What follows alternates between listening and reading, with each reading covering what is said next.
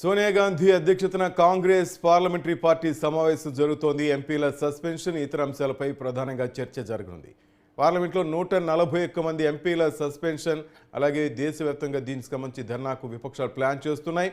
లోక్సభ నుంచి 95 మంది, రాజ్యసభ నుంచి 46 మంది సస్పెన్షన్ అయిన నేపథ్యంలో దేశవ్యాప్తంగా ధర్నాలు చేయాలని విపక్షాలు ప్లాన్ చేస్తున్నాయి. ఎంపీలు పార్లమెంటు ఛాంబర్, లాబీ, గ్యాలరీలోకి రాకుండా లోక్సభ సెక్రటరియట్ కూడా అటు సర్క్యులర్ జారీ చేశారు. మొత్తం మీద లోక్సభలో, రాజ్యసభలో ఎంపీల సస్పెన్షన్ ఇప్పుడు కాకరేపుతోంది. దేశవ్యాప్తంగా ధర్నాకు విపక్షాలు ప్లాన్ చేస్తున్నాయి. అటు కాంగ్రెస్ పార్లమెంటరీ పార్టీ సమావేశం సోనియా గాంధీ అధ్యక్షతన జరుగుతోంది. ఎంపీల సస్పెన్షన్ ఇతర అంశాలపై ప్రధానంగా చర్చ జరుగుతోంది.